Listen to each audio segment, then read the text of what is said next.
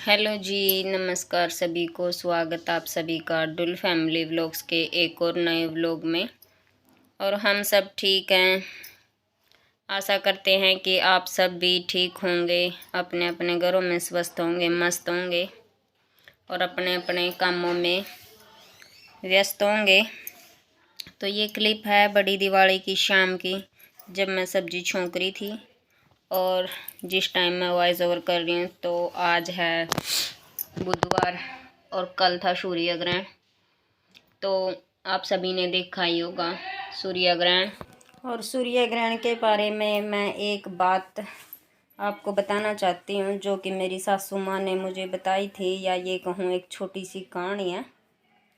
वो सूर्य और चांद जो है भाई भाई होते हैं, ऐसा मेरी सास ने बताया। मुझे इस बारे में कुछ नहीं पता है। हो सकता है ये बात सही भी और सही भी ना हो, तो वो सब आप लोग देख लेना।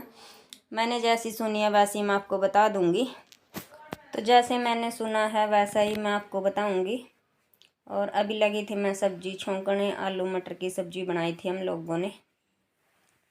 तो मम्मी ने बताया कि जैसे कि चांद और सूरज दोनों भाई होते हैं, तो चांद जो होता है वो अपनी माँ की खूब सेवा करता है, बहुत ही ज़्यादा सेवा करता है वो अपनी माँ की। और सूरज जो होता है वो जलता हुआ अंगार अपनी माँ के हाथ पर रख देता है, जिससे उसकी माँ दुखी हो करके उसको श्राप देती है कि तुम मतलब कि हर टाइम ऐसे ही जलदा बढ़दा रहोगा, तुझे कभी भी शांति नहीं मिलेगी, मतलब कि कभी भी ठंड नहीं होगी तेरी ज़िंदगी में। और चांद को बोला कि तू हमेशा ही ठंडा रहेगा, तो कभी भी मतलब तेरे जीवन में कोई वो नहीं आएगी। लेकिन सूरज जो हम देखते हैं हम हमेशा कि वो जलदा बढ़दा मतलब कि तपदा ही रहा। और मम्मी ने ये भी बोला कि सूरज से तो बादल भी डरते हैं, क्योंकि जब बादलों में छिप जाता है तो बादल भी उससे दूर भागने लगते हैं। तो यही थी छोटी सी बात कि इसीलिए क्योंकि सूरज ने अपनी माँ के हाथ पर वो जलता हुआ अंगार रख दिया था, इसलिए वो हर टाइम जलता तपता रहा। शांति नहीं है उसके जीवन में, मतलब कि ठंड नहीं है। और उसने अपनी माँ की सेवा भी नहीं की थी, इसीलिए। और चांद ठंडा रहता है क्योंकि उसने अपनी माँ की सेवा करी थी।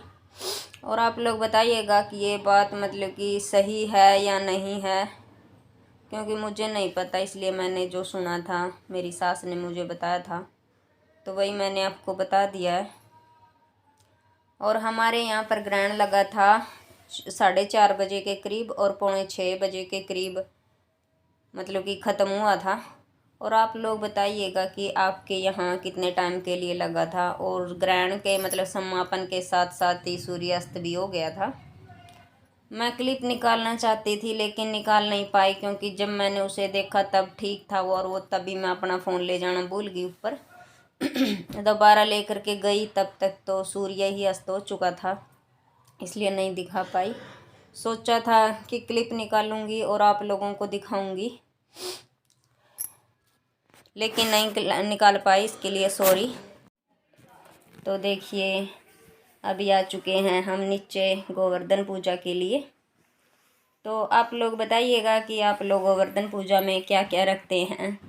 तो हमने रख ली थी यहीं पर मोमबत्ती और दिए वगैरह जो बाद में लगाएंगे।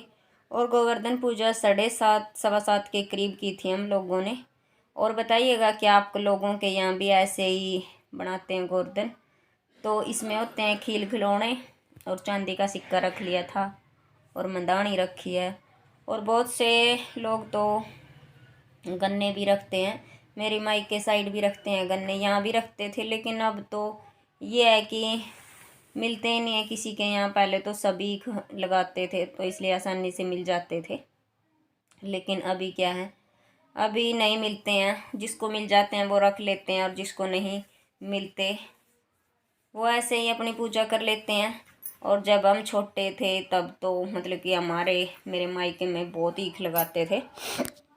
और जैसे दिवाली की मतलब कि पूजा होती थी ये गोवर्धन की, उस टाइम तक बड़ी मुश्किल से रुकते थे गन्ने बहुत जल्दी होती थी हम बच्चों को गन्ने चूसने की।